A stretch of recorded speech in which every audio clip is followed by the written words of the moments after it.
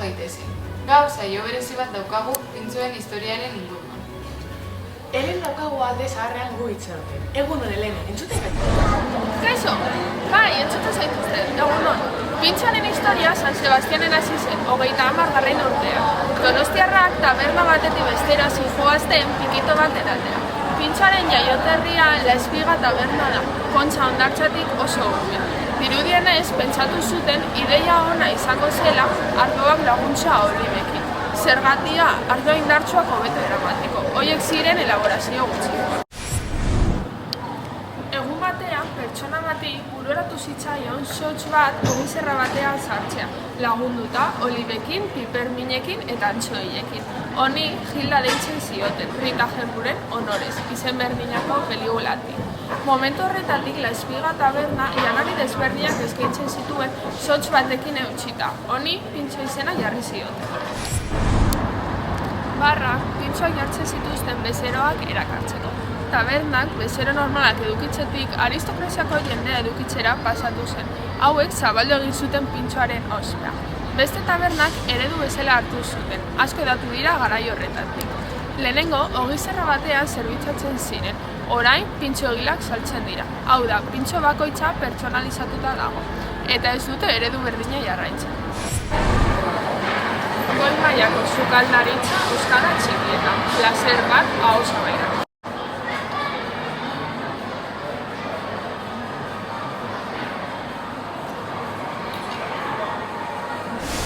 Irati gure lagunak Bilboko tabernariei galdera batzuk egin dizkie. Aurrera bideoa. Ze osagai erabiltzen dituzue zuen pintxoetan? Elikagai naturalak, bereziki vegetalak. Normalean, era askotariko pintxoak ditugu. Pintxo bakoitzak ezberdina da, baina guztiek estilo bera jarraitzen dute. Denetatik, araña, okela, barazkia, gemen, denetik erabiltzen dugu. Urdaiazpikoa, atuna, bakalaoa eta piperrak. Batez ere, hurrengo produktuak, adibidez, atuna, patatak, arrautsak, gauza landuren bat, antxoak ere. Bi osagaietan zatitzen da, arraina eta okela. Bizitza osoan zehar, okelarekin zerikusia dutenak, beti daukagu oiazkoa, txerria eta abar. Arrainarekin beti petatzen dugu, legatxa, bakaioa, txasapoa. Pintxoak aldatzen dituzue urte sasoi edo hilabete bakoitzeko? Normalean aldatu egiten ditugu pintxoak, batez ere udan. Udan, turista eta kanbo jende gehiago daudenean pintxoa politago izatea gustatzen zaie. Zapore baino gehiago itxura bilatzen dute. Pintxo gozo egiten denaren polita izatea nahi dute. 4 edo 5 hilabetero aldatzen goaz. Jendea beti berdina ikusteaz ez nekatzeko. Normalean, hilabetero. Batzuk kendu eta beste batzuk ipintzen ditugu. Sasoiaren arabera, pintxoa eta berosagaiak aldatzen joaten dira. Lehiaketaren baten parte hartu alduzue? Lehiaketaren bat irabazi alduzue? Zein? Ia guztietan parte hartzen dugu, parte hartu. Lehiaketa asko daude, esaten den moduan konpartzetan gaude. Lehiaketa baten sari bat irabazi genuen, Gilda originalen saria. Bilbon lehiaketa askotan parte hartu dugu. 2 sari jarraian irabazi ditugu 2 urtetan. Komertzialetan parte hartu dugu, pintxoen lehiaketa bat egiten dutelako urtero eta momentuz 3 sari irabazi ditugu. Bezero kopurari begira, ezberdintasunik aldago pintxoak saltzen dituen taberna baten eta pintxoak saltzen ez dituen taberna baten artean? Normalean, pintxoak dituen taberna batek bezero gehiago edukiko ditu, pintxoak ez dituen taberna batekin konparatuz.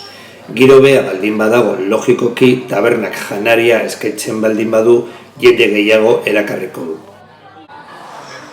Ardoarekin beti nahi izaten duzu laguntzeko bater bat. Taberna sartzen bazara eta barra utzi badago ez dizu atentzioa deitzen.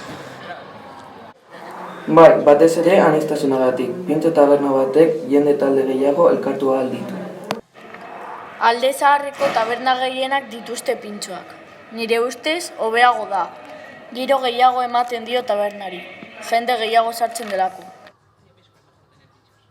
Bai, normalean pintxoak saltzen ez dituzten tabernak hauez irekitzen dute. Eguneko tabernek pintxoak edukitzen dituzte. Zer da pintxo bat zuretzat? Azkenaldian, osteleriako paraina dela ematen du. Jendeak gero eta gehiago jaten du. Gainera tabernak gero eta gehiago prestatzen dute eta hobeak desberdinak. Gaur egun pintxoa tabernetako hoberena da. Laguntzaile bat, gozoa. Pintxoa gaur egun gauza sozial bat da. Janari txiki bat. Jan alduzuna lasai. Edari batekin eta ez zaituela asko betetzen gero janarirako. Tapa bat.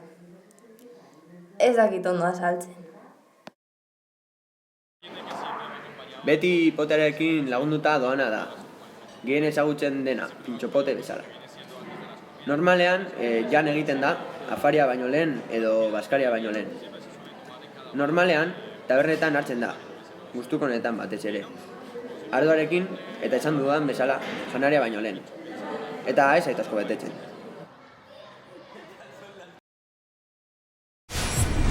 Edetx daukago airean, Guggenheim aldean, turisten iritzia ezagutzen. Hola, ¿de dónde sois? De Málaga. Bueno, de Málaga, de Vélez, Málaga. No, Japan. From England.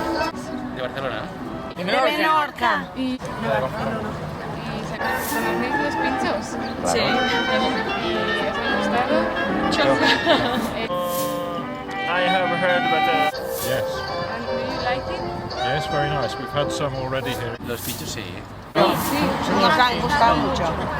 ¿Cuál diríais que es vuestro favorito? Mira, ayer probé, es que no sé decirte, ayer probé uno muy bueno que era como era un rollito de calabacín y dentro llevaba como pollo picado, una carne picada, con una salsa muy buena, no sé cómo se llamará. De borraja, ¿de qué más? De espinacas, con langostino, en tempura, bueno. Luego están los de chistorra y así también, que son muy buenos. Los más típicos. Sí, hoy igual tiramos para eso, para los pinchos más clásicos de aquí en Bilbao. Todos sobre pinchos. Hemos probado de muchas. De marisco nos ha gustado mucho. De champiñón.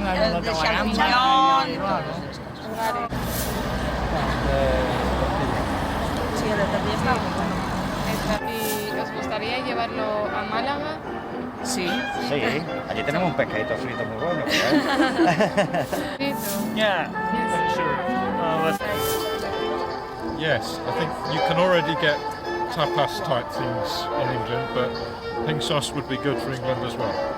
¿Os gustaría que estuviera? Sí, ¿no? Sí. Y era lo que...